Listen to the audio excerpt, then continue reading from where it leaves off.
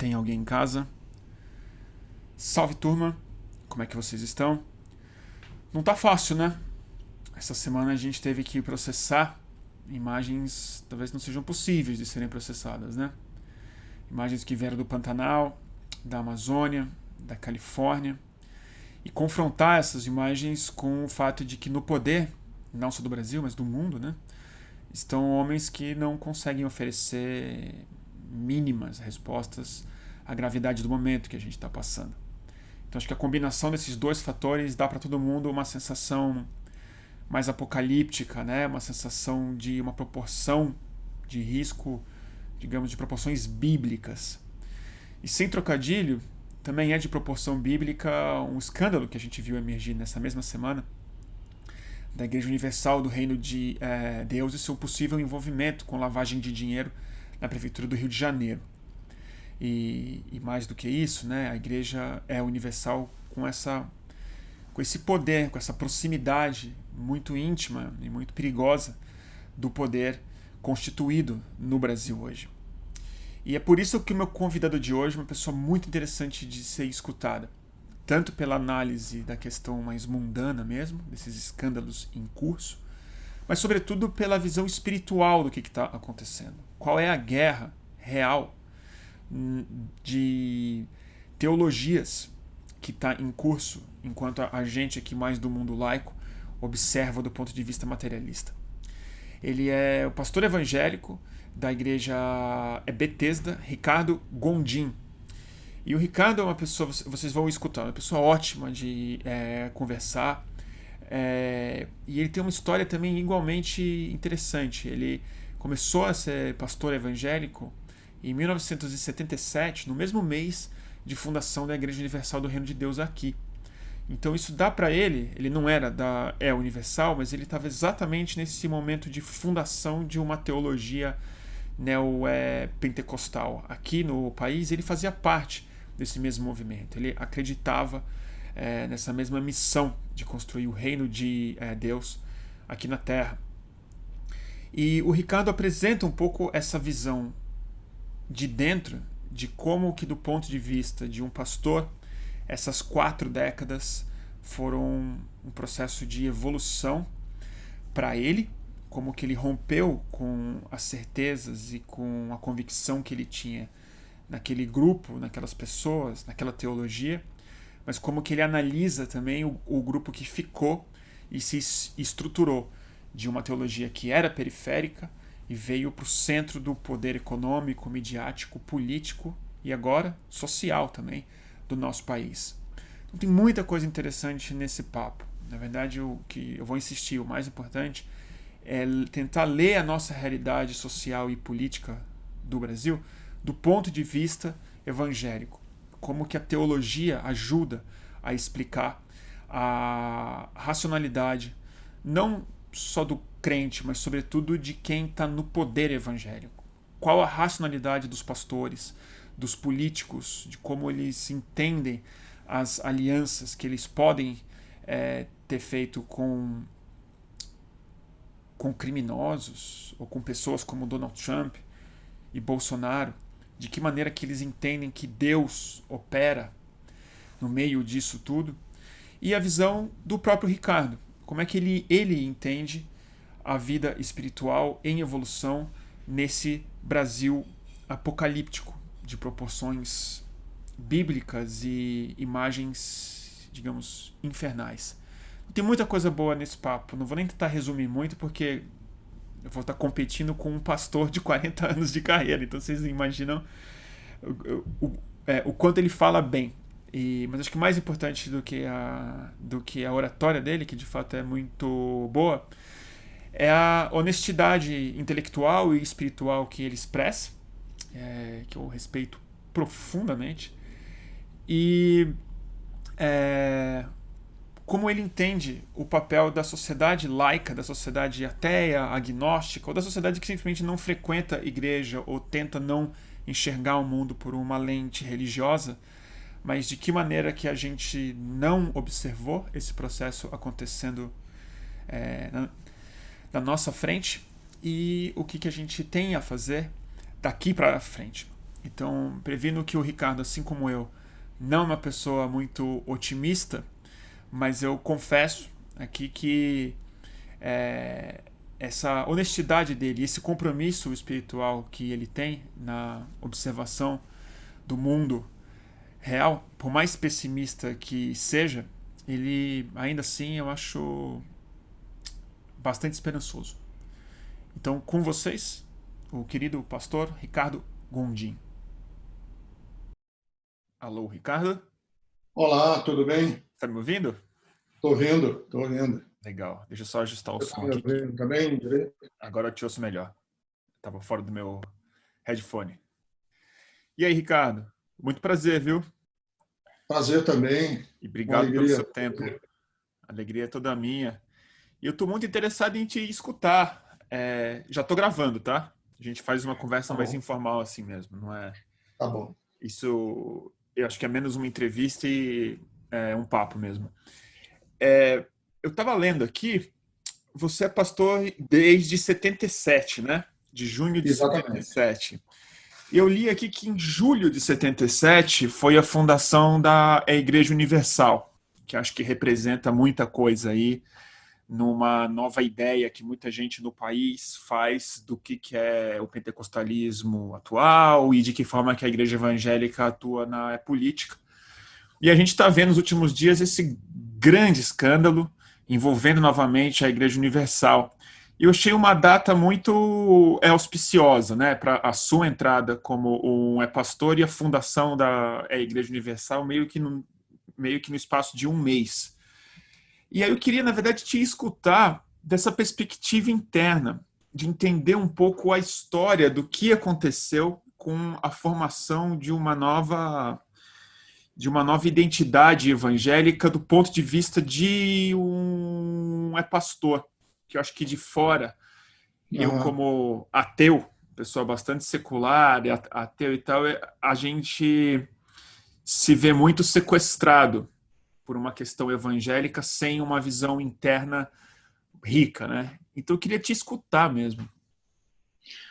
O Bruno, é importante você pegar essa data, porque as conexões que eu faço do surgimento daquilo que a gente conhece como neopentecostalismo Uhum.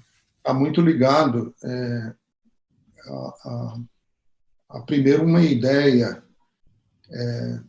que se divulgou no mundo protestante norte-americano, Uhum. tanto daquilo que a gente chama como mundo reformado, quer dizer, as igrejas mais históricas,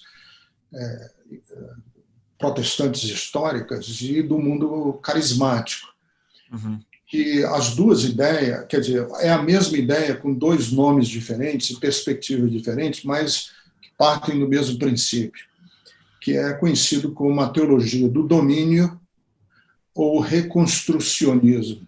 Uhum. São duas teologias que têm dentro do mundo protestante calvinista chamado de reconstrucionismo e no mundo carismático chamado de teologia do domínio, que parte primordialmente do conceito de que na criação, no relato da criação que eles assumem como literal, quer dizer, o que está descrito ali no livro de Gênesis é uma descrição literal, histórica, jornalística da criação do mundo. Eles partem do princípio que quando Deus entregou a Adão a guarda, né, a preservação do paraíso, só existe uma maneira de a gente consertar o mundo, é voltar àquele estado pré-pecado, adâmico, anterior ao pecado. Porque só seres humanos regenerados, nascidos de novo, reconstruídos à imagem de Jesus, é que têm condições de recuperar o mundo, recuperar a história, recuperar o planeta. Uhum. Então, no mundo protestante histórico, isso foi chamado de reconstrucionismo. Em outras palavras, nós precisamos de ter o maior número de pessoas em esferas políticas, em esferas do mundo histórico, nascidas de novo, convertidas, porque só os convertidos poderão recuperar o mundo. No mundo carismático, isso foi assumido de uma maneira até mais eufórica, que é a teologia do domínio. Então você, por exemplo, pega o nome da Igreja Universal do Reino de Deus, você vê já esses elementos na denominação, no título, na etiqueta. É uma igreja universal, quer dizer, católica, e com ambições do reino de Deus, quer dizer, de implantar através dessa instituição o reino de Deus. Daí, anterior, obviamente, isso acaba se deturpando ao longo do tempo, mas na raiz eles acreditaram mesmo, eles acreditaram que eram eleitos por Deus, chamados por Deus para a construção de um novo mundo, de uma nova história. E essa ideologia, ela é implantada quando? Você colocou essa data como algo importante, 1977. Isso é uma coisa dos anos 70 mesmo? Dos anos 70 não, ou importante, é uma coisa que vem ao longo do século XX? Não, ela é da década de 60, da década de 50, em plena Guerra Fria, e com a explosão do movimento carismático norte-americano, que vai também se distanciar um pouco dos pentecostais, chamados pentecostais clássicos, porque eles colocam uma ênfase tremenda no sucesso e na riqueza como sinais da bênção de Deus. Quer dizer, como é que eu sei que uma pessoa é abençoada por Deus? Porque ele teve prosperidade, daí a teologia da prosperidade, ele prosperou na vida, que é uma vertente teológica neoliberal, meritocrática, né? Você se supera, você é bem-sucedido, você passa pelas malhas apertadas da ascensão social com a bênção de Deus, e aí está a prova, Deus abençoou. Então, uma das coisas que muita gente não entende, por exemplo, é que você criticar um líder carismático, um líder neopentecostal, da teologia da prosperidade, por ele ser rico, é um contrassenso, porque é no sinal de riqueza, no sinal da riqueza que está a grande força dele. Olhe para mim, Deus me abençoou, eu sou ungido de Deus, eu tenho sinais, a prova que Deus abençoou. Então, isso na década de 60, na década de 70, se torna muito prevalecente nos Estados Unidos, e em 1977, ela veio para o Brasil através de um missionário canadense chamado Robert McAllister, que foi o cara que converteu, por assim dizer, o Bispo Macedo. Ele é o pai espiritual do Bispo Macedo. E o Robert McAllister, que tinha programa de rádio e fazia reuniões na ABI durante a semana e comprou a Rádio Relógio do Comércio no Rio de Janeiro, ele foi um grande expoente dessa teologia do domínio. Nós precisamos do maior número de pessoas no mundo político, da cultura, das artes, mas eles precisam ser convertidos, eles precisam ser nascidos de novo, eles precisam ser pessoas redimidas para poder transformar o mundo, para transformar a sociedade. Então, eu digo sempre para as pessoas que muitas vezes a gente tem uma ideia de que esses caras são tudo pilantra, picareta. Eu digo, sim, claro, não há como discutir isso, mas por detrás dessa picaretagem toda tem uma teologia, tem um fundamento, tem uma pedra de arranque. Claro. Em que eles se montam e acreditam mesmo, e acreditam que... E aí onde é que está o defeito, né? Internamente, fazendo uma análise teológica, não para um ateu, mas a partir de uma análise cristã, é que está errado, né? Está errado, primeiro, na teologia isso não existe respaldo teológico histórico, de que somente pessoas cristãs são capazes de produzir o bem. Você pode ter um juiz de direito, você pode ter um excelente médico, um sanitarista, você pode ter um grande poeta, um grande artista, que não é necessariamente uma pessoa cristã. E isso está na teologia protestante, está no próprio calvinismo, que isso chama-se, na teologia, de graça comum.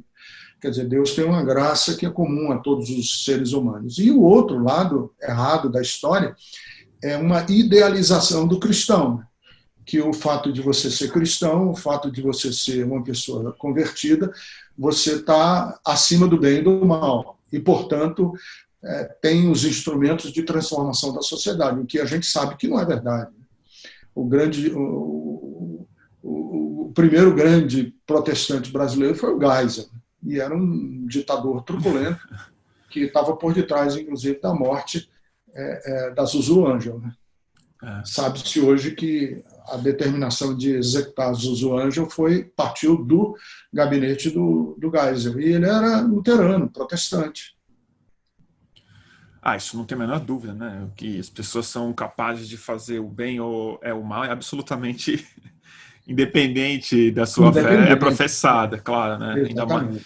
E uma coisa que eu sinto muito, mas a gente pode falar mais tarde um pouco disso, que eu estou interessado em ouvir um pouco a sua história também. Depois eu volto no tema de se sentir muito bom só por professar uma fé. Mas eu queria te escutar porque você também se formou nos Estados Unidos, né? Sim. Nessa mesma época. E eu queria entender a sua formação. De que maneira que você se identificava quando você estudou e de que maneira que esse protestantismo dos Estados Unidos te influenciou e se você teve essa sensação de que você era também um escolhido, que você tinha uma missão um pouco mais ampla do que simplesmente religiosa, mas uma missão de ocupar a sociedade, de evangelizar para que o reino de Deus fosse estabelecido de alguma forma. A minha formação ela é muito paradoxalmente construída, porque eu sou filho de um preso político. Meu pai foi preso já na noite do 31 de março para o 1º de abril. Meu pai era da aeronáutica, ele se levantou contra, né? Ele participou de um motim na base aérea de Fortaleza e foi preso. Minha mãe estava grávida, foi uma tragédia para a nossa família. Enfim, eu sou filho de um ateu socialista, legalista. Histórico e materialista histórico. Materialista histórico. Meu pai era professor de história. Uhum. Então eu tenho essa formação e, paradoxalmente, eu fui estudar nos Estados Unidos e sim, eu acho que esse é um grande dissabor que o mundo evangélico tem comigo, porque eles sabem que as minhas denúncias e aquilo que eu denuncio do que acontece nos bastidores do mundo evangélico, eu fiz parte. Quer dizer, eu faço a minha meia-culpa. Eu participei desse projeto, eu era parte desse projeto. Eu interpretei aqui no estádio do Morumbi, no Maracanã, o Jimmy Swaggart, isso na década de... O Jimmy Swaggart? O Jimmy Swaggart, foi intérprete. Uau, você foi intérprete do Jimmy Swaggart. Eu conheço bem a história dele, do Jerry Falwell, dessa turma toda. Exatamente, o Jimmy Swaggart foi flagrado. E caiu em desgraça depois, né? Nenhum moralismo nele, eu não faço nenhum moralismo dele ter sido flagrado com uma prostituta, mas eu faço a crítica dele ter sido flagrado logo depois que ele fez gravíssimas denúncias contra outros pastores, né? Essa hipocrisia, essa capacidade de ser seletivo nas denúncias e de posar de bom moço quando você não é, isso para mim é arrasador. Enfim, eu fiz parte desse mundo, Bruno. A minha igreja foi parte desse mundo. E nos Estados Unidos eu participei de uma escola de teologia que tinha íntimas ligações com um desses projetos aí de instalação do reino de Deus na Terra, que é chamado de Jocum Missão. Muitos dos preletores, dos professores... como?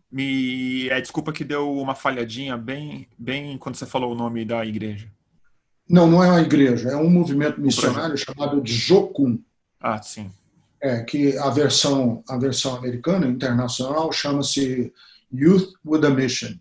E aqui no Brasil eles traduziram como Jocum, Jovens com a Missão. E cujo líder do Jovem com a Missão teve envolvimento, inclusive, com Rios Monte e com extermínio de populações indígenas e com genocídio. Assim, eu conheço essa turma toda, eu sei das aspirações deles todas. Então, você me pergunta como foi que foi se dando essa transformação sua. Primeiro, a realidade brutal de miséria, de pobreza. Nossa igreja, eu fui pastor em Fortaleza, no Ceará, e nossa igreja desenvolveu vários projetos com pessoas pobres, em áreas paupérrimas, como Altran Nunes, como a região do Farol, do Mucuripe, em Fortaleza, que são regiões de miséria absoluta. E a gente começa a ver que as ideias e as propostas e as teologias, quando elas perdem a sintonia com a existência, com a realidade humana, com quadros de extremo sofrimento, ou você faz a conta e diz o seguinte: epa, isso não faz sentido, isso não está juntando, ou você continua cínico, né? Ou você continua sustentando um discurso distanciado. Caiu? Você está me ouvindo? Tá direitinho? Eu estou te ouvindo bem, estou te ouvindo perfeitamente. Tá. Deixa eu desativar aqui o meu, para não ter... Fica à vontade. Porque estava entrando aqui... Os barulhinhos, né? Barulhinho, Cadê eu?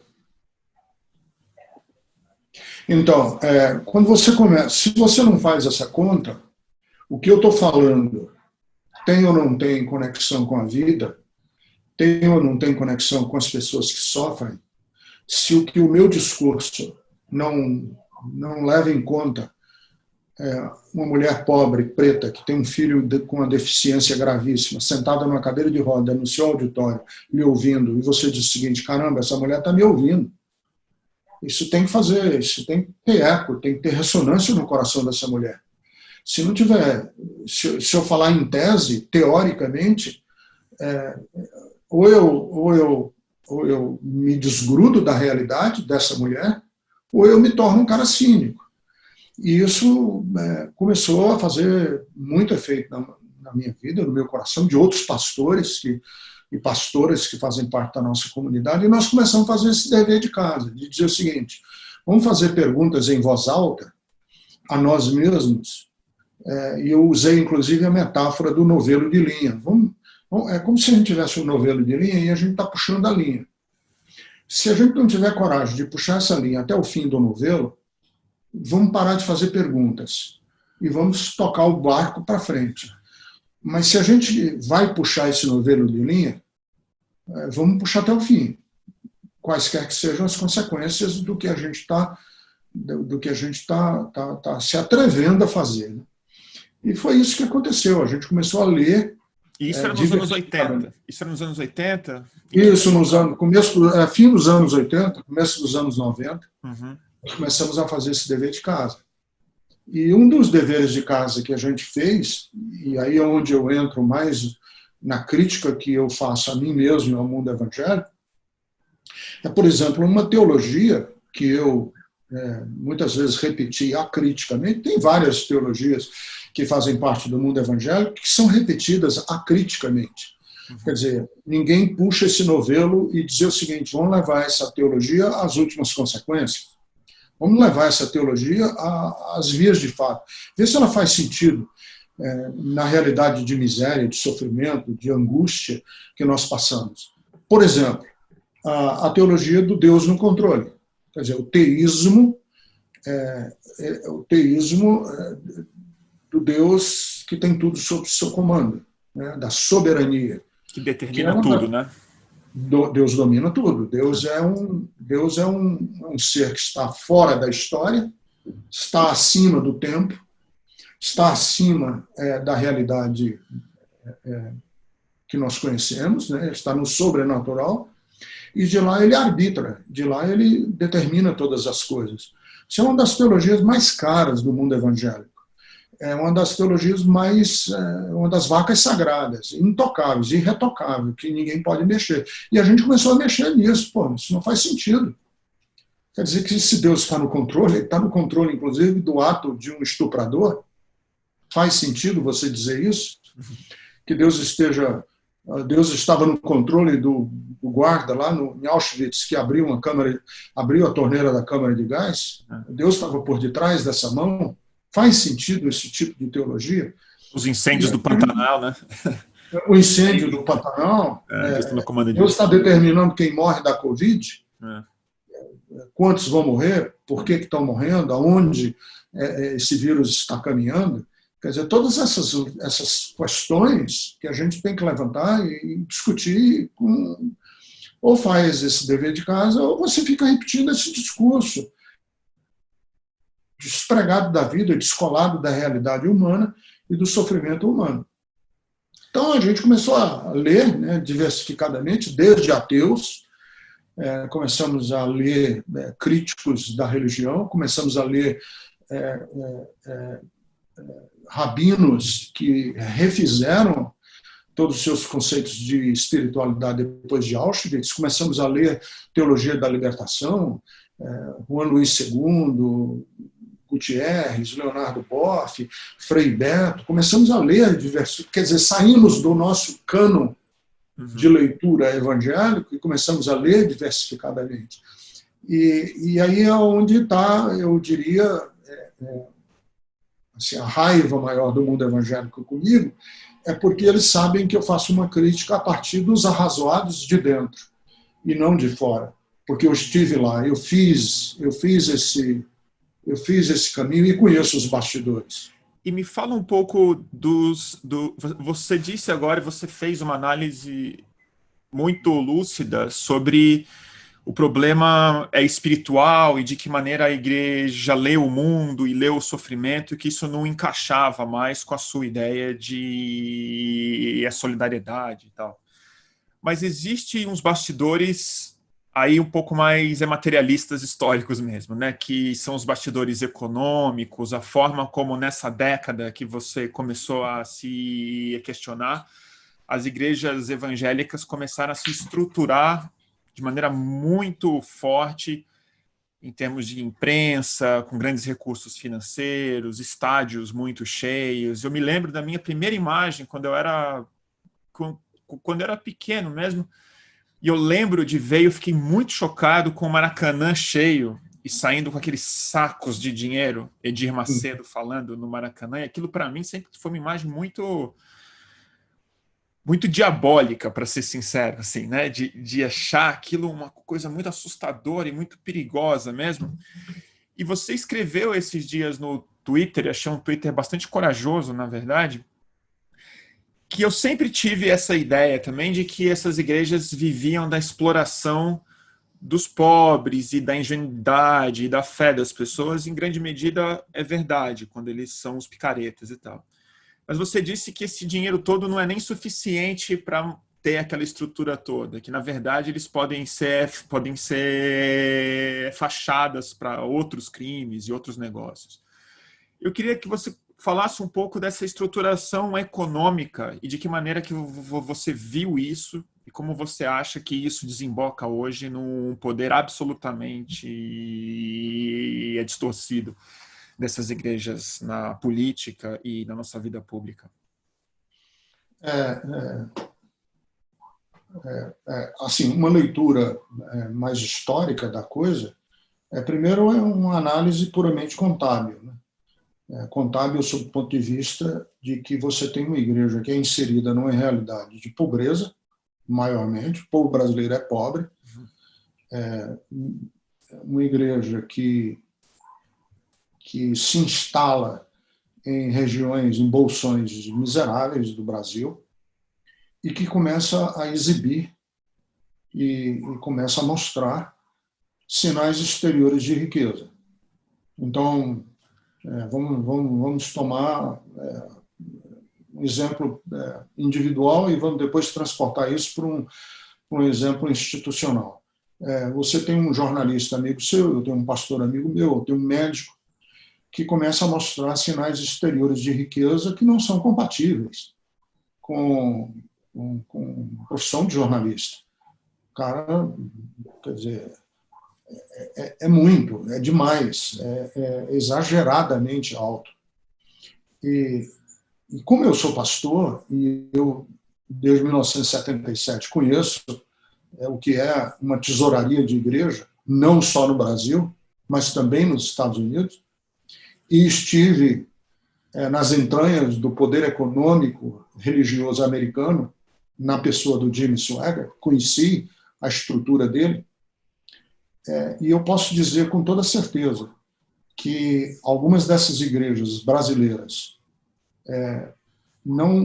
os sinais de riqueza dela não batem, não têm condições de, por mais que sejam explorados as pessoas, de sustentarem aviões a jato. Não é só um avião a jato.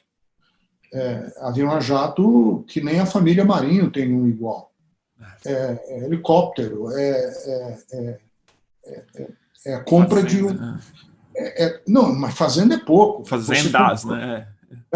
Fazenda é pouco. E você comprou, canal de TV, né? Você comprou não um canal de TV. Você comprou uma rede nacional de televisão. Você não comprou uma rádio em Fortaleza, você comprou 3 rádios em Fortaleza. Você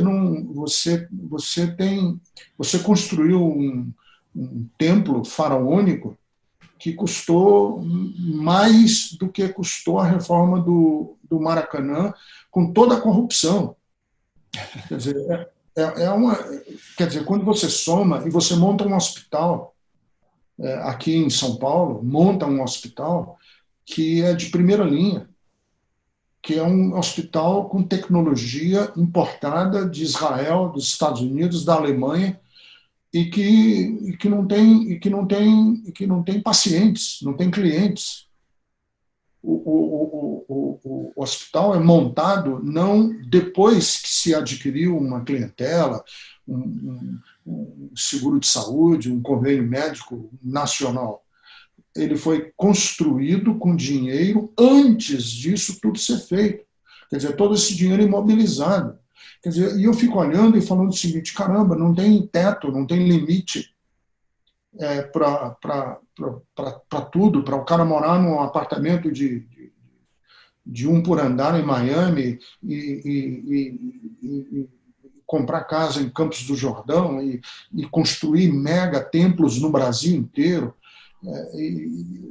E fora do Brasil, né? Na África. Fora do Brasil, em países, quer dizer, em países também muito pobres, como agora nós tivemos a denúncia em Angola, quer dizer, você não é possível, porque, olha... Isso não é dízimo, isso aí realmente não é dízimo de pobre. Vamos imaginar eu e você. Eu sou um pastor inescrupuloso e eu, então, vamos pensar só nós dois aqui. Eu consigo convencer você, Bruno, num culto, num êxtase, numa catarse coletiva, que você me doe o seu carro. Você doou o carro. E você entregou o carro na igreja, etc, etc. Mês que vem, você volta à igreja e eu faço a mesma catarse, a mesma movimentação, etc, etc. Você, Bruno, não tem outro carro para me dar. Porque nós estamos falando do Brasil. Então você diz assim, pô, mas tem muita história de gente que ficou pobre, que deu tudo que tinha. Pois então, essa é a questão. Deu tudo que tinha, acabou. Acabou. Quer dizer, essa não é sustentável, fonte, né? Não é sustentável. Então, quando você vê denúncias, por exemplo, de que houve lavagem de dinheiro, eu não duvido nada, porque o lugar mais fácil do mundo para se lavar dinheiro é dentro de uma igreja. Porque também, vamos pensar aqui, eu não estou fazendo denúncia a ninguém, vamos só pensar teoricamente. Eu monto uma igreja num bairro pobre, aqui Capão Redondo, em São Paulo, e faço uma contabilidade no fim do mês, a igreja é isenta, eu faço uma contabilidade no fim do mês, não tem problema que essa contabilidade seja distorcida, de que essa igreja movimentou 15 milhões de reais num mês. Quem vai dizer que não? Em dinheiro Onde vivo, vai né? dizer que não? Em dinheiro Hã? vivo ainda? Em dinheiro Dinheiro vivo? vivo, né? Dinheiro vivo. Quem vai dizer que não? Quando eu vi aquele avião, não sei se você lembra, que foi preso, transportando milhões de reais, Eu lembro. e a Polícia Federal mostrou aquele dinheiro em cima de uma mesa, eu, como pastor que vi aquele dinheiro, na hora que vi aquele dinheiro, na hora, minha reação foi: esse dinheiro não é de crente. Claro. Porque dinheiro de Notas crente é altas, né? moeda, Notas o altas, dinheiro né? de crente é moeda, dinheiro de crente é R$ 2, é R$ 5, não pacotes, tijolos com R$ 100, grossos de 100, Maço de 200, dinheiro. Você sabe que eu maços de sempre dinheiro. fui em cultos de igrejas evangélicas nos últimos 25 anos. Assim, eu tenho muito interesse em ver a Igreja Universal, especialmente, mas já fui em várias, porque me choca muito ver a estrutura toda. Eu sempre tive essa impressão que eu vejo como é pouco dinheiro que as pessoas têm para dar ali na hora mesmo, né? As pessoas são muito Exatamente. modestas, elas dão R$ 10, elas dão R$ 5, elas tiram dinheiro amassado do bolso mesmo. E quando você vê, não está exatamente lotado, é um culto que demora umas 2 horas e as pessoas sentem algo positivo, elas entram numa catarse, existe um benefício claro que as pessoas sentem, mas financeiramente não parece nada sustentável para o tamanho daquele templo, para a estrutura que aquilo comporta, para um canal de TV 24 horas no ar funcionando, com produção, com equipe, para aquela grana que é uma grana de um negócio humilde, de restaurante, assim, é um dinheiro de troco Exatamente. mesmo. Né? Eu vejo, por exemplo, algumas dessas catedrais, que eu sou pastor, eu tenho uma igreja, minha igreja não é pequenininha, Eu vou falar. não, Eu minha quero igreja saber daqui a pouco. a Bethesda é um galpão, foi um galpão que nós compramos há mais de 10 anos e continua galpão. As portas são frágeis, nós não temos sistema de ar-condicionado, nós não temos um sistema nem acústico, porque a nossa igreja, o nosso piso ainda é cimento rachado no chão, nossa igreja é uma igreja simples. Eu fico pensando assim, se eu precisasse comprar um vitral de 4 metros de altura, onde é que eu ia ter dinheiro? Da onde que eu tenho dinheiro? Se eu precisar comprar um sistema de som importado dos Estados Unidos, onde é que eu vou arranjar esse dinheiro? Não tem. As pessoas que contribuem ali contribuem com dificuldade. São pessoas. E a minha igreja não é uma igreja pobre, é uma igreja classe média baixa, mas a gente vive mês a mês, pagando as contas e pagando energia elétrica. Às vezes, antes da pandemia, nós nos endividamos, porque não tinha dinheiro, etc. E eu fico vendo, esses caras não têm limite. Quer dizer, eu falo, não é possível. E eu tenho, já tive denúncias, não necessariamente, não quero dar nome, mas eu tive já denúncias de gente muito séria, que foi abordado, pastor muito sério, que rechaçou, mas foi abordado por pessoas que vieram com proposta de lavagem de dinheiro, com dinheiro depositado lá do Panamá. Então, eu não, como esse pastor me contou essa história, eu nunca fui abordado, mas esse pastor, amigo meu, entrou numa crise tremenda, porque recebeu uma visita. A igreja dele tem uma ação social muito forte, e ele recebeu uma visita de um fulano de tal que queria ajudar e tal, e ele aceitou, achava que era alguém querendo fazer doação e tal. E quando chegou lá na reunião, eram advogados com um cara que veio do Panamá, querendo depositar 5 ou 6 milhões de dólares na conta da igreja, mas a igreja só recebia 3 e fornecia 2. Nota fiscal no valor dos 5 milhões ao longo de 2 anos. Falou, não vou aceitar isso. Então, se para esse amigo meu, que é um cara sério, foi feito esse tipo de oferta, e eu não duvido nada que seja feito para outros. Não, E imagina outros se ele, aceitam. imagina se o seu amigo aceita, o que isso vira após um ano, um mês, dois, né? após um tempo, né? O volume pode É, crescer bastante, né? Porque ali tem é, uma estrada para passar o dinheiro. você fica endividado e fica dentro de um sistema que você não sai nunca mais, né? E tem algo muito interessante nisso que eu sempre me pergunto, né? Olhando de fora também, eu me preocupo muito com esses pastores que eu considero grandes picaretas e exploradores, né? São pessoas que sempre me assombraram muito.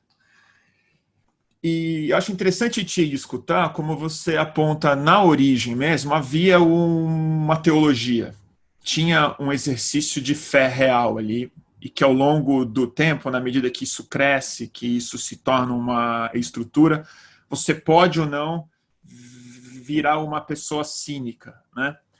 E eu queria te escutar um pouco em relação aos pastores que você acha que ficaram, que aceitaram esse esquema das coisas. De que maneira que isso é racionalizado? Você acha que essas pessoas ainda se sentem homens de Deus? Ou você acha que chega alguma hora que o cara ele sabe que ele está fazendo um número? Ele sabe que ele faz parte de uma máfia? Ou ele ainda racionaliza isso como uma missão em que justifica-se o crime em nome do reino de Deus? É, assim, eu não vou fazer um exercício aqui de psiquiatria, Claro. mas eu posso fazer. Não, assim, realmente eu não.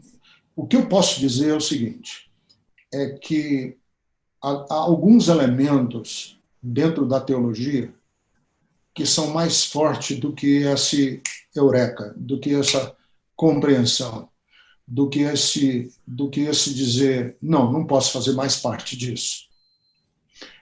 Alguns elementos que são tão fortes que a pessoa não consegue chegar a esse ponto da racionalização. Um deles eu já falei, que é essa lógica do Deus no controle de tudo. Essa lógica do Deus no controle de tudo, ela se desdobra numa outra lógica. Se Deus está no controle de tudo, ele está a conduzir a história para um bem maior, para um bem glorioso, para um fim, e aí vem todos os milenarismos, para um fim apoteótico da história. A E esse fim, escatologia a a escatologia escatologia, apocalíptica mesmo, né? apocalíptica mesmo, milenarista, né? Quilialista, como chamam nas ciências sociais. Esse apocalipticismo, né? essa escatologia, ela é muito forte, porque o cara fala o seguinte, aí é que dentro dessa teologia vem a lógica dos fins justificam os meios. E eu já ouvi, e a gente sabe que um desses pastores neopentecostais já usou, inclusive, essa lógica. Já explicitou isso. Para o reino de Deus vale gol de mão. Vale gol de mão, porque eu estou aqui contribuindo e estou colaborando com o fim apoteótico da história. Inclusive, isso justifica porque é que muitos pastores nos Estados Unidos, ainda hoje, né, o filho do Billy Graham e esse Jerry Falwell apoiam o Trump, porque dizem o seguinte, o Trump não é lá essas coisas todas, e nem a gente assina embaixo do cara que é dono de cassino, que já teve metido com crime organizado, que faliu um monte de empresas, que já pagou dinheiro para atriz pornô, dinheiro sujo, dinheiro escondido, tudo isso, né? Que nunca foi religioso, mas assim... Nunca foi religioso, não sabe longe, mais mostra a Bíblia e tal. Quer dizer, esse pessoal diz isso. Não, o Trump não é um dos nossos. O Trump não é um homem de Deus, entre aspas. O Trump é um elo na corrente de Deus. Ele é um servo de Deus. Inclusive, o calvinismo usa uma expressão que também é comum no calvinismo, que são vasos de honra e vasos de desonra. E Deus tem os dois. O vaso de honra é um Martin Luther King, é um padre Júlio Lancelotti, é um vaso de honra. Mas ele também tem os seus vasos de desonra, que são os caras sujos que Deus usa para conduzir a história. E quem são esses vasos de desonra? O Trump, o Bolsonaro. Esses caras são os vasos de desonra, mas Então, eles são úteis. entendi. Então, existe uma justificativa real. Existe. Existe o vaso de desonra, que é a pessoa que faz é serviço sujo. Ela é O serviço usada. sujo para Deus. Eu já vi um pastor me Uau. dizer, ó, Ricardo, você tem que concordar comigo que É o capanga, né? é o capanga de Deus. É o capanga de Deus. Mas Deus está conduzindo a história. Assim, é necessário, esse é um elo necessário para um bem maior que vai ser ainda, nós ainda vamos ver. Estamos passando por essa etapa. Eu já vi um pastor dizer para mim uma vez assim, Ricardo, você tem que concordar comigo que o Deus da Bíblia é um Deus que suja as mãos, vez por outra. Está escrito, então, né? Está escrito em muitas passagens também, né? Então, se Deus sujou as mãos, muitas vezes, por que ele não está sujando agora? Mas é um bem maior. E uma outra questão, que você me faz essa pergunta, se o cara não atina, tem duas questões que são muito fortes, que são muito presentes aqui, principalmente no que se chama movimento evangélico, que é maior do que o neopentecostalismo, porque nós estamos falando aqui do neopentecostalismo, mas nós estamos falando também de pastores que não são neopentecostais e que estão até o talo metido com essa coisa toda. Sem dúvida. Pastores calvinistas, presbiterianos, que são, em tese, acadêmicos, ilustrados, e que estão aí envolvidíssimos com o primeiro escalão desse governo. E que não são neopentecostais, que não subscrevem a teologia do Macedo, nem do Malafaia, mas estão comprometidíssimos.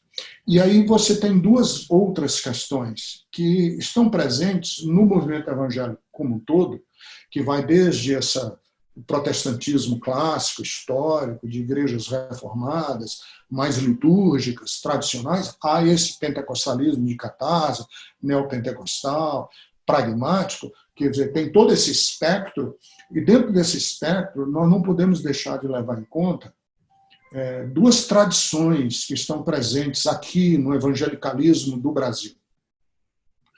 Uma é o pietismo alemão. O pietismo alemão é a religião das emoções, do coração ardente, dos arrepios, da devocional, né, das músicas. Então, eu, por exemplo, quando ouvi, lá na década de 90, no comecinho da década de 90, uma dessas apóstolas aí, neopentecostais, dizer Jesus é essa coisa quentinha que a gente sente no coração, e todo mundo achou aquilo tão bonitinho, tão ingênuo, né, tão raso. Eu falei, não é raso, isso é o pietismo.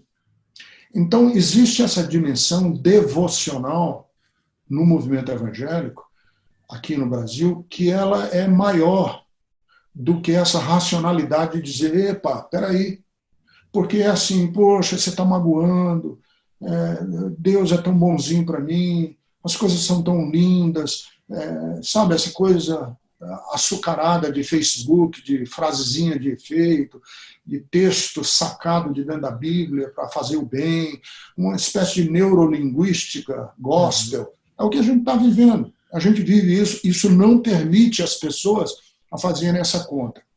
E a segunda... Interessante isso que você colocou, né? Porque não se trata de racionalidade ou de uma análise de discurso e ação, né? Não. Sensorial Não, mesmo, né? É emocional, sentimental, devocional, do coração, não passa. E o outro, que esse é muito, muito forte, que é do puritanismo. Então, nós estamos falando de duas tradições históricas que chegam aqui no Brasil e se entranham no mundo evangélico em todo esse espectro, desde o mais tradicional ao mais neopentecostal, que é o puritanismo inglês. E o puritanismo, uma das características do puritanismo é o moralismo.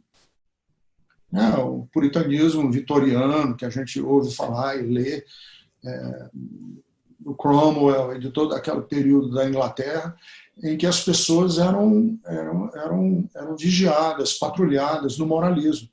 E esse moralismo é muito forte. Quer dizer, é uma ética extremamente seletiva, extremamente moralista, sob o ponto de vista de que é um pecado horroroso para o mundo evangélico, homossexualidade. Mas não é um pecado horroroso crianças viverem na beira de esgoto. Não é, porque é moralista. E esse moralismo que está representado pela Damares, por exemplo, no governo atual, é um moralismo que ela fala, né, de que crianças na Holanda estão sendo manipuladas em masturbação, mas não tem coragem de denunciar que o presidente fez piadinha de assédio contra uma criança numa live. Quer dizer, é um moralismo hipócrita, demagógico. E ela racionaliza isso é a mesma forma, né? Da mesma o vaso forma. da desonra, né? O vaso da desonra, ele é o tiozão, mas ele é, assim, não leva em conta, porque Deus está abrindo usando. o caminho para a nação dela, né? Exatamente. Então, assim, é um moralismo muito seletivo, que não tem denúncia, você não vê nos neopentecostais denúncia, né, de injustiça, de racismo, de perseguição a povos indígenas, a destruição dos biomas. Você não tem nenhuma denúncia disso. As Deus no comando justifica, né? Deus no comando explica realmente mais do que eu gostaria de admitir, né? Assim, é muito tudo forte. a vontade dele, né? Então, o que nós temos que também, quer dizer, eu acho que é muito importante, porque muitas pessoas que olham esse quadro e esse envolvimento, por exemplo, de igrejas neopentecostais que estão aí interessadas no perdão dessa dívida e tudo isso, mas a gente tem que entender também que outras denominações têm interesses econômicos fortíssimos também. E a Igreja Presbiteriana do Brasil, que é a igreja mantenedora do Mackenzie, está interessadíssima nisso tudo.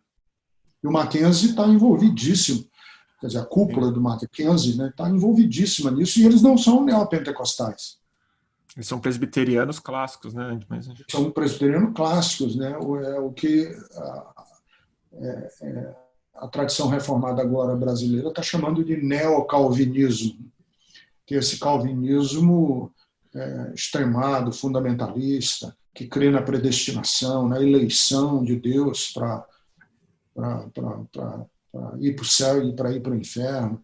Quer dizer, toda essa teologia calvinista dura, né, está aí presente. E que está presente, inclusive, nas lógicas, né, como Max Weber denuncia no livro dele sobre o capitalismo, o protestantismo e o espírito do capitalismo, está presente em todas essas lógicas comerciais que a gente vê aí de sustentação do edifício religioso. Né? Porque uma das teses do Weber é que uma religião, para se legitimar no tempo, ela precisa de dinheiro. Né?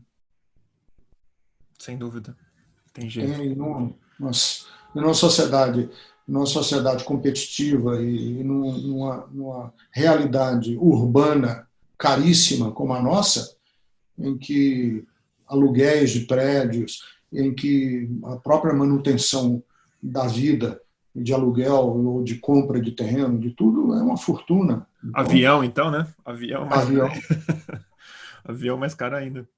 Não, e avião, quando você pensa, uma pessoa me explicou, não estamos falando de jatinho desses pequenininhos aí, não. Porque diz que nas categorias dos jatos tem dois diferenciais.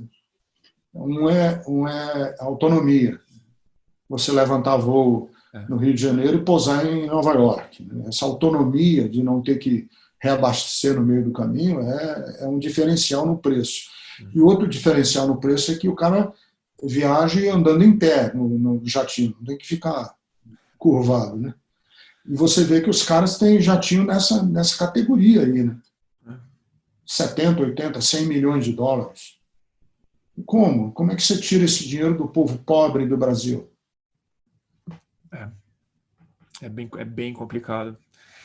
Me diz uma coisa, isso é outra muito interessante te escutar, porque tem uma linha do É Tempo mesmo, né?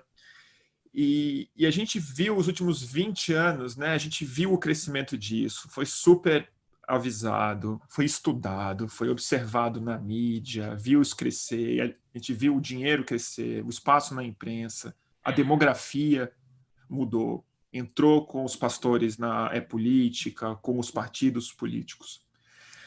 A sensação que dá como cidadão laico é que a gente viu e não soube prevenir isso, a gente não soube agir em relação a isso.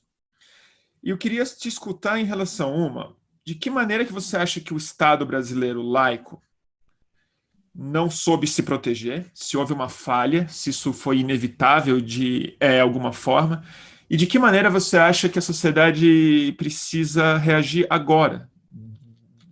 De que forma você acha que o Estado brasileiro, que a Constituição brasileira, que a sociedade brasileira, que está preocupada com esse tipo de coisa, o que pode ser feito para evitar que a gente se encaminhe para um Estado ainda mais teocrático, digamos? Eu escrevi um texto, não sei se você teve acesso a ele, isso em 2011, 2010, 2011. Deus nos livre de um Brasil evangélico. Em 2011 eu escrevi esse texto, em que se você ler o texto, depois você procura aí nas redes, Deus nos livre de... Deus nos livre de um Brasil evangélico. Isso é de 2010, finzinho de 2010, 2011. Lá eu já suei o alarme. De que nós estaríamos andando e caminhando para esse estado de coisas. Internamente, obviamente, eu fui rechaçado, né? As pessoas me tiveram como louco. E externamente, quer dizer, fora da minha bolha, repercussão quase zero do meu texto. O texto foi resgatado agora, depois das eleições de 2018, como algumas pessoas resgataram o texto dizendo, está aqui, o cara falou e aconteceu. Então, Bruno, eu acho que o que está acontecendo hoje nessa nossa conversa, e por isso eu aceitei tão bate-pronto, quando você me convidou, é porque eu acho que uma grande falha foi dos setores progressistas não fazerem pontes de diálogo com essa espiritualidade que é crítica de dentro do próprio movimento. Então, assim, por muitos anos, essa ala evangélica, e eu não estou falando só dos neopentecostais, eu estou falando do mundo evangélico como um todo, e toda essa racionalidade que há dentro do mundo evangélico, foi simplesmente descartada. Quer dizer, nós estamos lidando com religião, eu digo agora como uma crítica aos setores de esquerda, ainda com as ferramentas do século XIX, do século XX, como algo a ser superado. Religião, espiritualidade, são peculiaridades humanas que não podem, que tem que ser levado em conta. Sem dúvida. Tem que abrir pontes de diálogo. Não pode tratar a espiritualidade como um bando de bizarrice, de loucura, e de pilantra, e de picareta. E eu digo isso para as pessoas, não é só picaretagem. Tem uma racionalidade por detrás que cega o cara, o próprio cara, o cara que está lá sendo sujeito, que está sendo protagonista daquele sistema, ele próprio é presa, ele próprio está encarcerado dentro dessa bolha de ideias. E um grande problema que eu vi foi esse. Houve nessa chamada guerra cultural, nessa coisa de enfrentamento, se desconsiderou que isso era uma força, de que havia uma força, de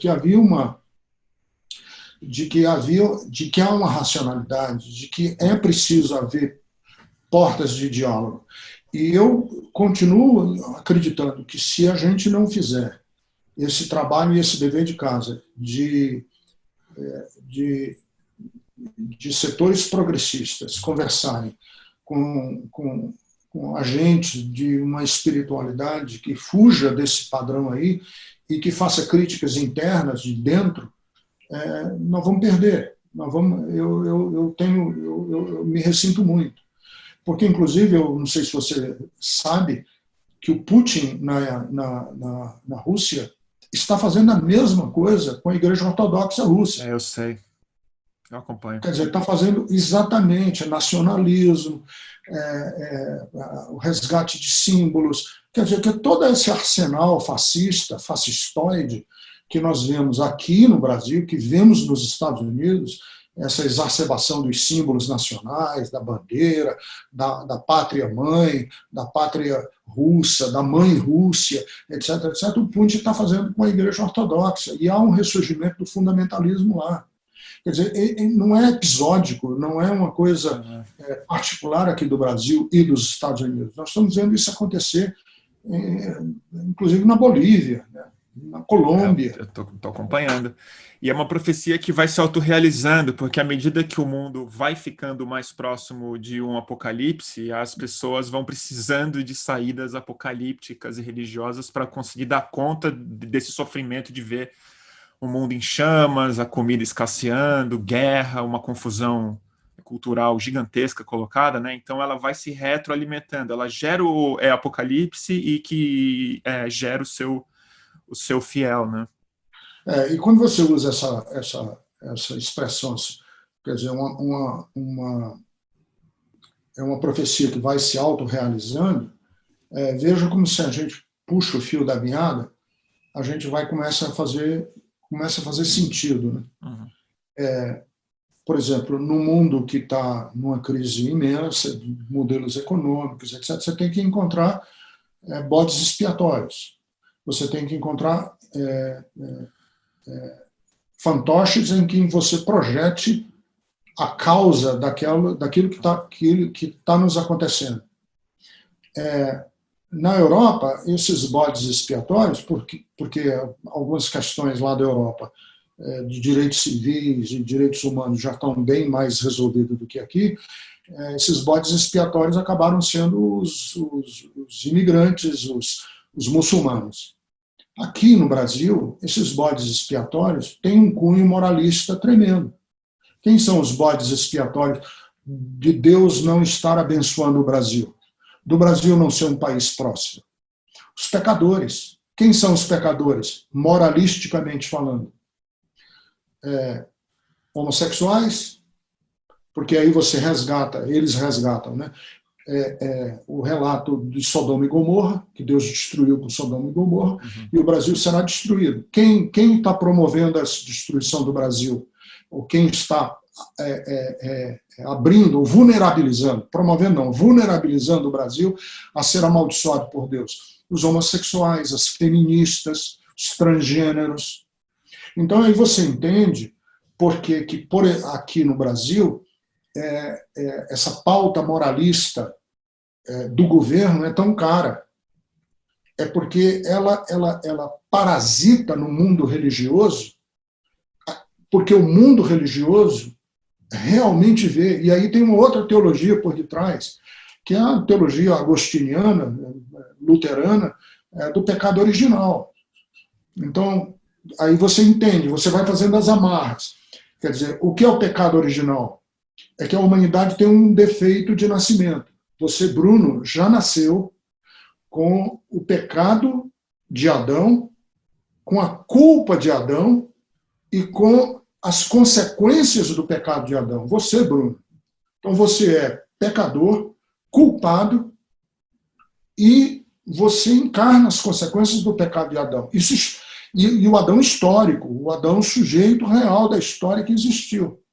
Então, aí você faz a amarra. Quem são os homossexuais? Os homossexuais são os descendentes de Adão, que, devido a esse defeito de fabricação original, tem uma perversão constitucional. Então, nós podemos convertê-los, nós podemos curá-los, e eles, se não forem curados e não forem convertidos ou não forem exterminados, eles são a brecha, eles são a fissura pela qual passa a maldição de Deus para o país. Então, é isso. Então, nós temos que acabar. O kit gay teve tanta força no mundo evangélico por causa dessa teologia. Teve essa teologia aí por detrás. É mais que preconceito, né? Tem uma história. Muito mais do que preconceito. E aí vem com essas frasezinhas de efeito do tipo: Deus ama o pecador, mas odeia o pecado. E a pessoa sim... Ela tem que ser acolhida, né? Ela tem que ser acolhida para ser transformada. Para ser transformada. E o Brasil vai ser transformado não é com políticas econômicas justas, com políticas de inclusão dos povos indígenas e de preservação e de uma preocupação social. O Brasil vai ser reformado, e vai ser transformado, e vai ser resgatado quando a gente resgatar todas as cartilhas e livros de educação sexual das escolas, e a gente resolver o problema do feminismo, e a gente transformar e permitir que psicólogos transformem e curem gays da sua gaysice, porque isso aí é que está promovendo a maldição do Brasil. Isso está sendo dito agora de maneira bem clara, né? Isso estava um pouco... Mas sempre existiu. Isso sempre existiu. É que agora a gente vê isso no ministério, né? A gente não está vendo isso só no púlpito mais, no altar. Mas você colocou uma coisa super importante, Ricardo, que é como que os progressistas precisam se aproximar de alas progressistas da igreja evangélica, entender, abrir uma ponte de diálogo e de entendimento. A minha sensação também, que me interesso por esse assunto como um espectador, mas como alguém que se sente muito em risco de uma teocracia há muito tempo, eu já conheci muitos progressistas e pessoas com quem eu desenvolvi admiração e amizade, amigos meus e outros pastores que eu já vi e o trabalho sério que fazem. A minha sensação é que, por mais incríveis que essas igrejas e essas pessoas elas de fato sejam, falta o poder econômico, falta o alcance, falta a estrutura real. E é isso que eu me pergunto, que existe uma conversa que precisa ser tida em relação ao Estado, mesmo que acho que a gente perdeu o bonde. Quando a gente teve presidentes que se aliaram com muitos picaretas em nome de voto e da Record e de poder político e tal, mas que eu acho que passa muito mais do que um diálogo entre grupos minoritários, mas de estrutura. De que forma você impede que a lavagem de dinheiro aconteça, de que maneira que você regula, que você fiscaliza isso, de que maneira que você impede que no horário nobre a gente eu mudo de canal, eu faço isso todos os dias quase, e eu vejo um pouco para entender o que está acontecendo. É muito difícil que a sua igreja tenha um espaço quando você não consegue botar um vitral, ar-condicionado, quando você não consegue ter um programa seu de rádio, quando a gente está aqui num canal pequeno do YouTube. Eu queria entender qual a função do Estado laico, ou do que ainda resta de Estado laico no país, para evitar que a gente não seja mais. Olha, nesse ponto eu sou pessimista, Bruno. Eu acho que nós vamos ter que bater no fundo do poço e ainda cavar. porque na estrutura em que o Estado brasileiro está organizado e, e os rumos mais próximos, eu acho que nós vamos ter assim, muitas decepções ainda daqui para frente. Uhum. Lembre-se que tem um ministro do STF aí que vai ser terrivelmente evangélico. Né? Tá nas bicas de aparecer. Vai ser novembro. Nós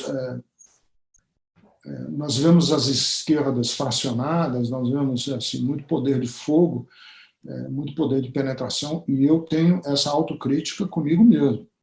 Assim, eu não tenho grandes expectativas, porque eu tenho 60 mil seguidores no Twitter, e alguns desses pastores aí mediáticos têm 7, 8, 10, 15 milhões. Eu não tenho o meu poder de alcance, meu poder de fogo é muito pequeno. Uhum. Assim, eu sou pessimista porque eu acredito que nós vamos ter que bater no fundo do poço, nós vamos ter que ter mega escândalos, nós vamos ter que ter uma ruína muito grande, nós vamos ter que ter alguma coisa muito chocante que a gente se reorganize como país, como Estado, que a gente faça frente a isso tudo. E eu não, por exemplo, eu espero que algumas dessas, eu não tenho grandes expectativas que o Ministério Público vá atrás dessas igrejas e que esse negócio vai dar em nada. A minha expectativa é que eles caiam numa malha fina do FBI agora, depois que o Biden chegar, que alguns desses caras que estão fazendo lavagem de dinheiro caiam em alguma investigação da Interpol, alguma coisa assim, porque aqui do Brasil eu acho que nós não temos muitas esperanças, não. Muitas expectativas, não. O poder de fogo desses caras é grande. Há uma articulação tremenda, uma articulação política, econômica e, inclusive, com interesses dos Estados Unidos internacionais, de grupos de extrema-direita que estão financiando e patrocinando eventos aqui no Brasil. Então mesmo, né? Então, assim, eu não sou otimista de dizer assim, nós vamos sair dessa teocracia que está aí se desenhando com facilidade, não.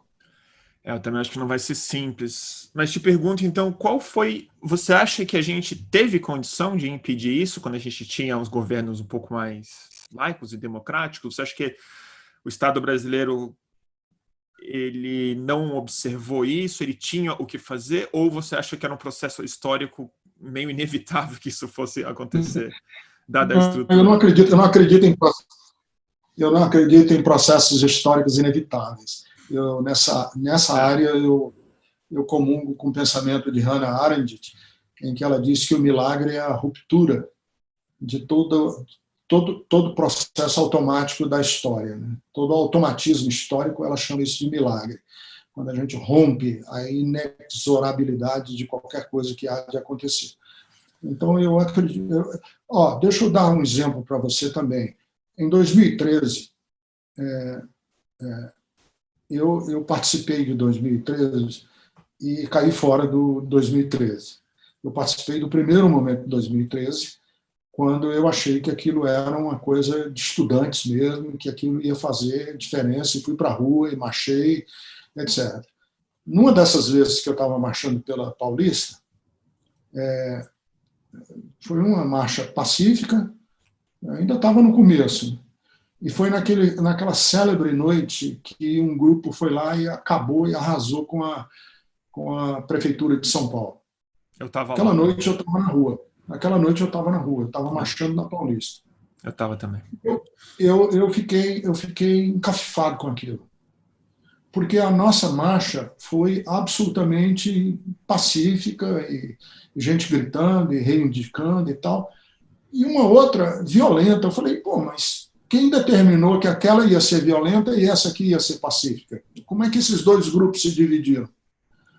E aí eu vi que aquele negócio ia dar errado. E deu, né? 2013, todo mundo hoje reconhece como sendo uma espécie de ground zero do avanço da extrema-direita no Brasil.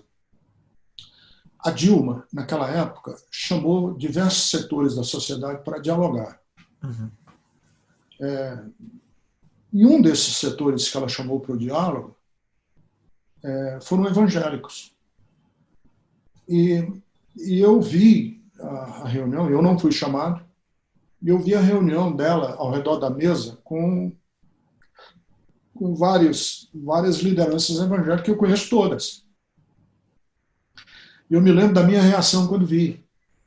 A minha reação quando eu vi aquela reunião com a Dilma, eu pensei assim, se descesse agora um anjo do céu e falasse para esse pessoal aí, para apoiar as pautas que a Dilma apoia, eles exorcizariam esse anjo. Porque não tem nada no mundo que faça. Aí eu pensei, esse é o grupo errado que a Dilma chamou. Quem assessorou a Dilma para chamar esse grupo aí errou. Não eram essas pessoas que tinham que ser chamadas. Porque esse grupo aí não vai ter diálogo. Esse grupo está fechado. Esse grupo tinha que ter chamado um outro grupo para diálogo. Um outro grupo, mesmo minoritário, mesmo que não. E você sabe que a Dilma foi para a inauguração do Templo de Salomão. Foi. O Haddad foi, o Alckmin foi. O Alckmin foi, o governador da Bahia foi. Yeah. E você sabe que ela foi para cultos da Assembleia de Deus aqui de Madureira, que fica aqui no Brás. E assim, eu falei, isso é uma luta inútil, isso é uma ponte de diálogo com esse povo que não vai acontecer. Não vai acontecer. E a Dilma terminou a fala dela na Assembleia de Deus aqui, gritando um salmo da Bíblia, né? Feliz é a nação cujo Deus é o Senhor. E depois ela fez um flyer disso e botou no Facebook. Exatamente. Então, disso. Assim, eu acho que nós perdemos lá atrás o bonde da história quando o PT, principalmente a Dilma, que se viu enrascada e viu que havia um avanço, e alguém assessorou ela e disse, olha, esse grupo tem que ter diálogo, mas as pessoas com as quais ela chamou não foram baseadas em pautas, em ideias, em pensamento. Foi baseado no poder midiático, no poder de ajuntamento, no poder de... É que ali também já estava muito grande, né? Ela estava imaginando voto ali, estava imaginando base e porcentagem social, né? Então já estava no desespero. Aí eu falei, estava no desespero. Mas é inútil, eu pensei na hora. É inútil. Porque eu acho que ela estava imaginando que ela estaria usando eles para alguma coisa, quando na verdade ela estava sendo usada como uma marionete mesmo. A gente viu o que aconteceu assim que o Eduardo Cunha assumiu a Assembleia, assumiu a presidência, né, da Câmara. Uhum. Ele foi uma rebelião mesmo. Mas eu me pergunto mais... Eu fico pensando assim, porque eu fico pensando assim, se hoje, vamos imaginar, sei lá, por algum motivo, Malafaia da vida seja desafiado a discutir, vai que entre um governo mais progressista, etc., e ele seja chamado, ou ele se interessa e tal. Ele pode ir até utilitariamente, ele pode ir pragmaticamente ou com interesses mais próximos, mas ele jamais vai arredar pé de uma dessas teologias que fazem parte das pedras de arranque, né, das pedras de toque do pensamento dele. Não dá mais, né? Ele está muito comprometido, tem todo o dinheiro dele e tal. Mas isso é uma coisa que me interessa discutir, então, com você. Porque uma coisa é imaginar que o Malafaia, que vai mudar de opinião ou ter uma crise. Eu não acho que isso vai acontecer, e nem espero que isso aconteça. Mas eu te pergunto, como um pastor, então, de que maneira que essa teologia, que essa crise existencial, ela pode ser promovida aí entre os evangélicos? De que maneira que você vê o povo evangélico que ainda pode estar em igrejas muito estranhas, umas mais picaretas, na mão do Malafaia? De que maneira você vê o povo evangélico observando o que acontece no governo hoje, o que está acontecendo com esses pastores agora instalados ou é poder com outro microfone? E de que maneira você acha que isso pode ser a chave para a gente ter um país mais progressista? Uma vez que as pessoas são evangélicas e assim que elas professam a fé delas e assim que elas entendem o seu próprio mundo de alguma forma. Olha, eu acredito que nós vamos ter que começar um movimento de resistência, de base, porque, veja, nós estamos falando aqui do mundo evangélico, mas não se esqueça também de que a Igreja Católica atravessa uma crise tão grande quanto. Eu tenho vários padres amigos que estão se sentindo assim tratorados pelo movimento carismático, fundamentalista e por expressões extremamente radicais dentro da Igreja Católica, que estão querendo, inclusive, a queda do Papa. Né? Estamos chegando a esse ponto. Né? Os caras é o primeiro Francisco, né? É o Francisco I, esse. Então, eles não estão nada acostumados com o franciscano. Que é jesuíta, né? O Bento era 16, então você imagina. Então, assim, eu acho que nós vamos. Eu não sou muito otimista, não, Bruno. Eu acho que nós vamos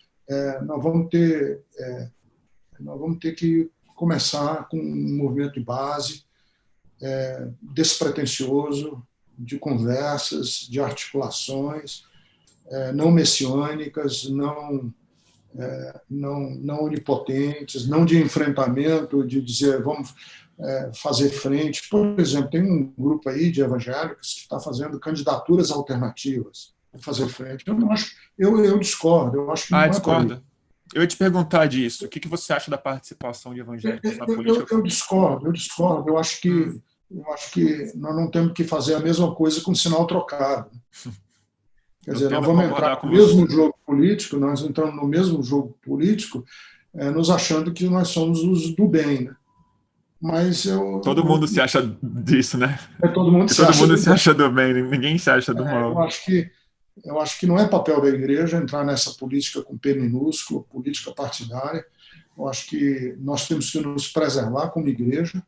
A minha concepção de cristianismo é de um cristianismo com consciência, que se mantém com essa liberdade para poder ter uma voz profética, consciente, de crítica, não adesista, não clientelista de nenhum sistema, de nenhum partido, com essa independência de colocar o dedo em riste. E, infelizmente, hoje, assim, eu não tenho grandes expectativas desse grande enfrentamento, não. Eu acho que é um processo, é um processo pequeno, um processo mínimo, é um processo de grupos de resistência, como já aconteceu em outras épocas do cristianismo, em que os grupos de resistência eram grupos minoritários, eram grupos periféricos, foram grupos como os camponeses, que fizeram enfrentamento ao próprio Lutero na Reforma Protestante do século XVI. Eu estou por aí. Eu acredito que é resistência. Tenho repetido muito a frase do Václav Havel, o dramaturgo lá da ex-Tchecoslováquia, né? Depois ele dizia assim: esperança não é lutar porque vai dar certo. Esperança é lutar porque vale a pena. Então, eu acredito assim, eu não tenho grandes expectativas de que a gente vai ter, num curto prazo, nenhum resultado positivo de nada. Minha esperança não me diz isso. Minha esperança me diz o seguinte: vale a pena não fazer parte dos cínicos, dos que estão de braços cruzados, e vale a pena assim, espernear, estribuchar e quando a história for contada lá na frente, dizer, esse grupo aqui foi o grupo que não se resignou, não se acomodou. É só isso. Eu concordo absolutamente. Eu também ando bastante pessimista e acho que é exatamente isso que me faz trabalhar mais ainda. Me recusar a aceitar isso passivamente, assim. Mas eu concordo, eu acho que a gente está numa situação que vai ter que ter muita resignação espiritual e muito compromisso aqui no mundo material mesmo. Assim, a gente vai ter que Uhum. aceitar que os ventos estão contra mesmo, né?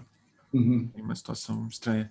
E para encerrar, Ricardo, eu queria te perguntar, você falou muito, e achei isso das partes mais importantes mesmo, como que a ideia de que Deus está no comando de tudo, isso sustenta muito, né? Sustenta essa história do vaso que não tem honra, isso tudo muito rico, muito interessante de pensar. Que eu acho que é uma diferença muito crucial para a ideia de religiosidade que eu tinha antes, assim, que é o pecado tá com você, então você precisa fazer uma autoanálise o tempo inteiro, né? Quando você externaliza todo o mal, isso é o maior perigo que o ser humano pode ter, né? Quando o diabo está fora, né? Quando ele está 100% fora. Eu queria te entender, então, qual a sua visão mais espiritual mesmo? O que você acha que Deus está fazendo, observando, agindo? Aonde você entende que Deus está no Pantanal em chamas, em tanto sofrimento? O que está acontecendo que a gente precisa ainda supor ou esperar ou ter fé que existe essa consciência acima da história e que ao mesmo tempo está aqui? Eu acredito, como eu sou cristão, né? Eu acredito na ação de Deus, não de fora para dentro da história. Eu não sou um teísta que acredita nessa ideia do divino agindo de algum lugar remoto do universo ou de algum lugar sublime do céu. Eu acredito na encarnação. Deus se fez carne e é a partir de um homem, de um corpo, de uma pessoa, ou de pessoas, ou da humanidade, ou da nossa humanidade, nosso conceito de humanidade, que estão as ações de Deus.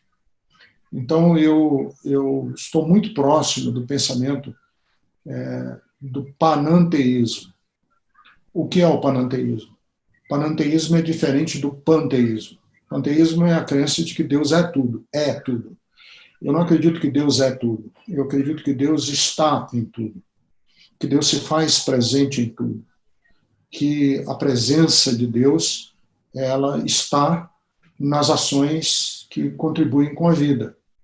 Então, você, quando me pergunta e diz onde está Deus, por exemplo, no incêndio do Pantanal? Deus está em todas as ações, em todas as pessoas que estão lá apagando fogo, ou que estão mobilizando, ou estão enfaixando as patas das onças, ou que estão protestando, ou que estão com cartaz. Ali é Deus, esse é o Deus. É o Deus que se faz presente em tudo aquilo que contribui com a solidariedade, com a compaixão, com a justiça, com a busca da paz. Então, eu entendo Deus um Deus presente na vida. Aí você diz assim, por que Deus então não estaria nos conceitos de antivida? Porque se Deus estivesse nos conceitos de antivida, nós nem estaríamos mais aqui. Nós já teríamos sido eliminados. O trabalho era mais fácil, né? Era mais fácil. Deus, a Bíblia diz Deus é amor. E eu insisto muito, 1 João, capítulo de número 4. João escreve que todo aquele que ama é nascido de Deus, porque Deus é amor. Então, eu acredito no amor não como um conceito, não como uma subjetivação. Eu acredito no amor como um verbo. E acho que o dever nosso, de todos nós, é transformarmos esse amor no verbo amar. E acredito, inclusive, não faço nenhuma distinção entre você, que está conversando comigo, que se diz ateu, e eu, que sou cristão. Desde que nossos critérios de conversa sejam os critérios pela vida, pela dignidade do outro, pela inclusão do excluído, pelo minoramento. Basta minorar, não precisamos ser onipotentes e messiânicos de queremos resolver o problema no mundo. Vamos minorar um pouco a miséria e o sofrimento de tanta gente que está sofrendo. Quer dizer, todos aqueles, para mim, sejam eles quem forem, budistas, muçulmanos, ateus, agnósticos, cristãos, católicos, não importa. Todos aqueles e aquelas que estão envolvidos, muitos ao risco da própria vida, nessa defesa da vida, para mim, eu vejo Deus. Então, se você me perguntasse, dizer assim, onde está Deus? Deus está em você. É a famosa saudação do hinduísmo, o Namastê, eu saúdo Deus que vejo em você. E vejo Deus não porque você reza numa cartilha, ou porque você afirma ou desafirma alguma doutrina. Eu vejo Deus em você porque você é pela vida, você é pelo outro, você é pelo próximo. Ricardo, aí eu vou concordar. Aí eu boto fé. Ricardo, queria te agradecer muito. E tem mais alguma coisa que você acha importante de ser dita? Não, você já... Fala um pouco Foi mais da muito sua... boa a nossa conversa. Eu quero só dizer para você que estou aqui e que o meu desejo é um desejo não personalista ou institucional ou de crença. O meu desejo é de a gente fazer essas parcerias, e essas parcerias para mim são muito caras e muito valiosas. E hoje a gente manter essa parceria, eu manter essa parceria com você, para mim foi um ganho muito grande. E para mim é a mesmíssima coisa, Ricardo. Agradeço muito pelo seu tempo, pelas suas palavras, a disposição, e vamos falar mais. Uma conversa excelente. É o tipo de papo que eu adoro ter. Abraço, Ricardo. Um abraço. Tchau, tchau. Tchau, tchau.